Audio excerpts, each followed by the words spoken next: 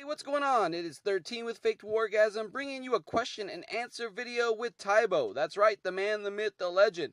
Tybo, going to be talking about his Clash career, where he started regarding the EWA, a little bit into his retirement, touch into that just a tad. But yeah, hope you enjoyed the video. It's raw, unedited, and it will be fun. Make sure you thumbs up and subscribe. Clash on. Hey, what's up, Tybo? Hello? What's going on, man? Much? Not much. Yeah, I got home from work not too long ago. Cool. Just chilling. Alrighty then. Crazy night last night on Rusty's stream. That was fun. Oh my god. Yeah, he got his stream.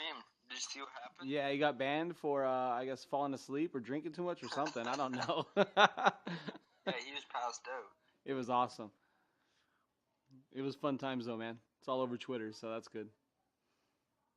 Yeah, first he was gone. You could hear it. Yeah. Yeah, it was pretty bad. I haven't seen him like that ever. All right. So what's the plan here? Well, just gonna throw out some questions for you, man. Just have you answer them as we go along. You know, had a few questions from other people too, so. Should I worry myself about these questions? Of course not. Would I ever throw you a curveball like that? Yes, you would. Are they serious or are they like? Well, no, they vary. So you have quite a few questions coming at you. You're gonna have some funny ones. We gotta keep it interesting. You know what I mean? Yeah, don't get banned from YouTube. I hope I don't. Right? All right. My first question: when did you start playing Clash, and what made you decide to start playing Clash? What made you pick up the game and download that app? Okay, sure. So basically what happened was back I downloaded Clash Clans first time in 2012 in May, I believe. I believe that was just when the beta had come out in Canada because I'm Canadian. Go Canada. And basically, so what happened was I used to be a bored little guy. I used to look through the App Store, try to find things to play, spend some time on when I was bored or whatever. And I came across Clash of Clans, and there was like one review on it. Now there's like millions, but there's one review on it at that time, and it said, fun social game. And I was like, oh. Right. Oh, yeah, this might sound cool. So I gave it a go. I got to like level 21 in the first night. Damn. And it's just been like lights out ever since. So you were playing it since the beta? Since the beta, yeah. I can't remember what the beta was, but yes, I was playing since the beta.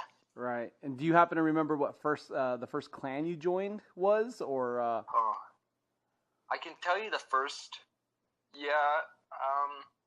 Back then, I was all about trophies. They didn't even have leagues back then. They just had trophies, right? Right. And so I was always into Bonby Canada. Right. They've been at the top. I think they still are going. And they're a Canadian clan, obviously. And they were really good. They were like top of the world at points. So I wanted to join them really badly because pushing and farming and donating was all there was back then. There was no war or anything, right? Right. So I never believe till I pushed my way up to join Bonby Canada. So I did not join a clan for like the first 4 months of playing. Okay. So so I went from Bonby Canada, and then I joined the North 44 family a little bit.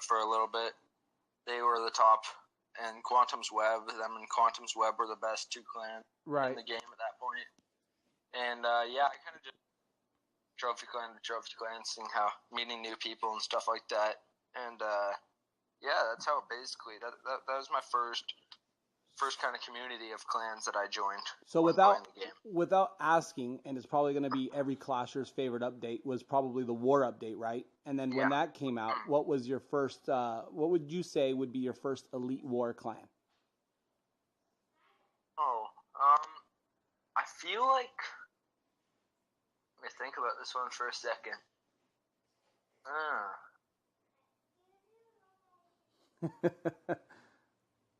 I joined the clan. There was there was 2 clans that I joined because I had multiple accounts back then. Right. And I actually, this time, Clan Wars came out. I was actually on a break because I had exams going on and stuff, and I needed to take a break from the game. So I missed out on the first little bit. But when I got back and Wars were like the top-notch thing, right? Mm-hmm. There were 2 clans on either of my accounts. There was one called Hoarders Hogs, Right. or Hoarders Hogs, and they were really good. They went on like I feel like it was like a 78 win streak or something like that. Like all they did was farm wars. Obviously, we weren't like we had a bunch of like lower level town halls and stuff. Mm-hmm. But it was lots of fun. The dudes were really cool there. And then I also joined a clan called I think it was called Minion Masters or something. Yeah, Minion Masters. That's what it was. They weren't as good, but they had a lot of higher town halls, and I learned a lot from that clan about how to attack and stuff. Right. And they had a nice organized war plan, even though they weren't very good. So those were my 2 first more like focused, and their goal was to win clan wars. Those are my first 2 like clans that actually wanted to win clan wars. Then my first really competitive war clan was Shadow Militia. Okay. And Lethal Venom when it was still alive. One question from one of the guys on Twitter was basically, why did you choose or end up choosing Faked Wargasm at one point to join as far as the clan goes? Okay.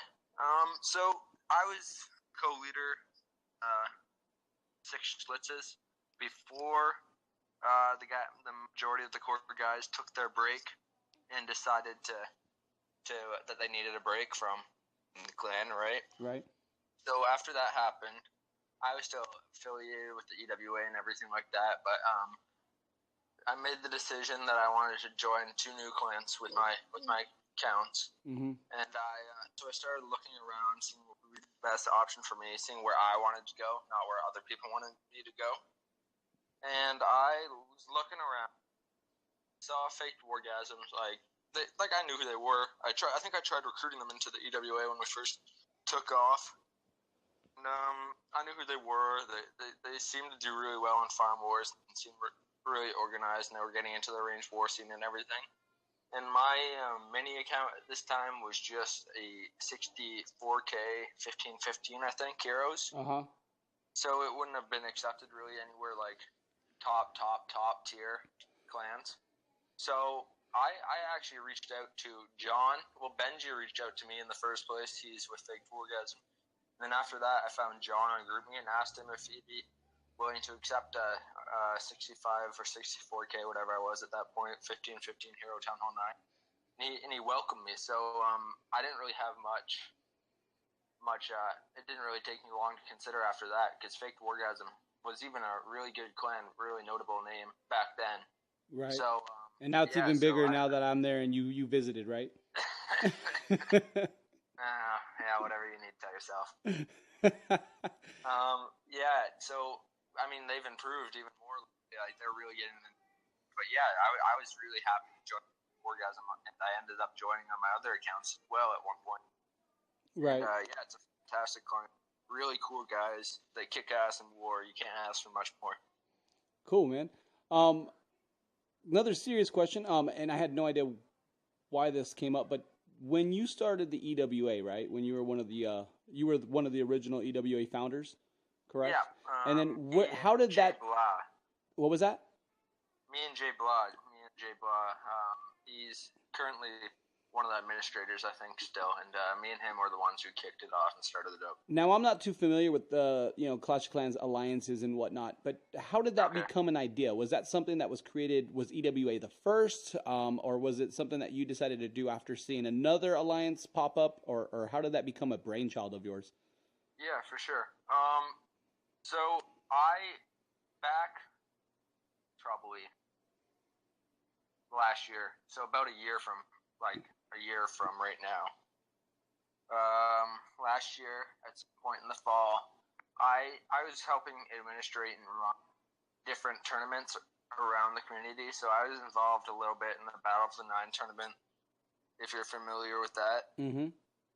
And then I was also I was one of the people in the Valentine's Day Massacre tournament, which I didn't end up me and the original guy who started up didn't end up actually sticking with it because a bunch of drama went down. But I kind of did my own little Valentine's Day scrim thing with a bunch of cool people I met in the community. So when I did that, I branched off. I actually met Jay Blass through this, who he was currently with Club MA, which they were doing pretty well at that point. I think that was like at the top of their game. They were kind of kicking ass. Yeah. So and obviously throughout that, through making my own scrim, because I took my team that was involved in the Valentine's Day Massacre tournament, and I brought them over to do my own little scrim as the 30v30 for just over Valentine's Day, and it worked out really well. Lots of people had fun. I had some War Whales guys in it. I had One Hive guys in it. I had lots of different top-tier clans at that point. Mm-hmm. And I just got to see the caliber of attackers, caliber of clan, how good their base building was, how much organization they brought to even just one thing scrim, right? Right. I was just kind of uniting people like that for like more occurrences like that one scrim that I put together, and bringing them together to further not only their own clans but kind of further the community and make it more of a stronger force and not so divided. Right, definitely. And I thought that like by bringing top tier clans together and being the best of the best, we could each clan and the players in each clan could help each other get to that point instead of just trying to do it on their own. Right, right. Mm-hmm. So next, I have a real big serious question for you. How did you get so good at Taylor Swift karaoke? I think it's all in the vocal warm-ups. It's gotta be, right? That or the alcohol. Yeah, I mean, I wasn't boozing last when I was singing. I was just having a blast. I think it's all in the warm-up. You just gotta... Or you just gotta let go, too. I don't know why people have to be like so self-conscious about it. Who cares, right? Right, right. Have fun. Gotta shout out on a Friday night. Bella Bacon as well. She wants to know why you left her. That's her only question. Why I left her? I didn't leave her. There you Annie's go. always in my heart. There you go. Good answer. Thank you. Now, out of the 4.5 some odd years you've been playing, what are some of the most, like, I don't know, memorable things in Clash or clans or people that you're going to take with you as you retire or whatever, that you're going to remember the most? Well, I mean, all those first 2 years of my Clash career was literally all pushing and farming and stuff. So I'll give a shout out to those guys in Bonby, Canada and stuff that were Bonby, Canada, like in North 44, who allowed me to have fun in that part of the game. Right, you got to kind of dwell on all aspects of the game at one point, right? Yeah, I mean, like that was the game at that point. There was no anything like that, so I had fun pushing. I don't know if I'd ever have fun pushing again. I hate it. Yeah, it sucks. It's a love-hate relationship, man. I don't know how I did it for 2, but yeah. So I'll give those guys certainly impacted my game a lot. And then also when I entered kind of like the war community, there was a guy named Snaps from Hoarders Hogs who did a lot for me. He was really cool. Yeah. Well, basically, I'll jump right into the competitive war community, because I guess that's where I went next. Uh-huh. Jay Blah, he's like a brother to me in the game. He's a really cool guy. He a lot with EWA and stuff like that. I'll always remember what we did together, man. We accomplished a lot. He's a really good guy. What else? We got all the leaders of the competitive clans I've been in. So like Snow Chaser and Joe and DK from Shadow Militia. Mm-hmm. They were awesome. Basically, Faked Wargasm. John's an awesome guy. Faked Wargasm. Yeah, he keeps a tight ship. I mean, I don't like anyone else other than John and Annie in that, but especially you. Always gotta throw a rip at me. Thanks, I appreciate it. Yeah, no, everyone there is cool. Everyone can 3-star except for you. That'll never stop. Yeah. 6 Schlitzes. Aries is the best leader I've ever worked under. He's an awesome dude. All the co-leaders, members and elders, whoever's over there now, are awesome. I love them all. Right. And then Oh, also, I had the pleasure of warring in North Watchers team. They're like an awesome clan. They're a great group of people who just have fun playing. Bumblebee is doing well over there, leading the clan. He's a really cool leader. And then I wish the best to Colonel Mustard and Fatty. I don't know if Fatty's retired, but I know Colonel Mustard has, and they did an awesome job with the podcast, which brought me to them actually. Right. So just all the competitive wars I've been in. I had the pleasure of guest warring lots of places, but just in consideration of this video, I'll cut those ones out because the list would be pretty long. Yeah, for sure. I feel you. And now we discussed a little bit last night before we decided to do this about why you retired and whatnot. And I mean, obviously that's your own information, and obviously life takes over, and that's what's important. But my question is, after the retirement, are you going to stick around? Will we see you on podcasts, on streams with Rusty or anybody else for that matter? Well, I guess we'll have to see. That's my answer to that. It's pretty short.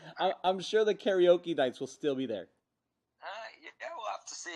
Tybo might make appearances every now and then. Who knows? That's my answer. Who knows? I have a feeling you're not going to retire until you sell all your accounts, and you'll be back. All right. If you want to tell yourself that, that's cool. Maybe you're right. Maybe you're wrong. Who knows? I don't even know. What are you going to do with all your free time now, Tybo?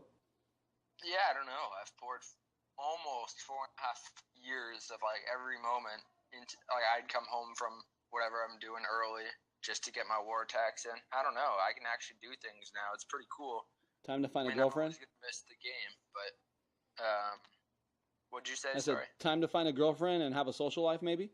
No, I do have a girlfriend. I'm sure she's gonna be happier now that I'm done with the game. I mean, I don't know of any girls who clash or who do not clash. Sorry. Have boyfriends or husbands that play this game that like this game. Yeah, I feel you. I don't think it's a thing. I feel you. I'm sure my wife takes up so much time. My wife will agree. Yeah, your wife will agree, I'm sure. Yeah, man, that was pretty simple and easy. I didn't want to run it too long. Wanted to go over some information with you, and just basically go through your like history of Clash and the EWA and whatnot. So. Obviously appreciate your time being on the YouTube channel. Man, that's cool. Thank you for having me. Any big shout outs or anything before you head out? My shout out list on Rusty's last podcast was long. Yeah, that is true. It was long as fuck. I'll go ahead and link that. If you want to see my shout outs, you can go and watch that. Yeah, I'll link it in the description here. Yeah, Lady and the Griswold. Right. Cool people run a good podcast. You guys should go check it out. All right, man. Well, I appreciate it again, Tybo. Thank you very much, man. Yeah, thanks, thanks, Sean. And good luck to whatever may come on your real life time away from Clash. Yeah, thanks, man. Best of luck with fake orgasm in real life, obviously. Yeah, for sure. Thanks, man. Yeah, peace.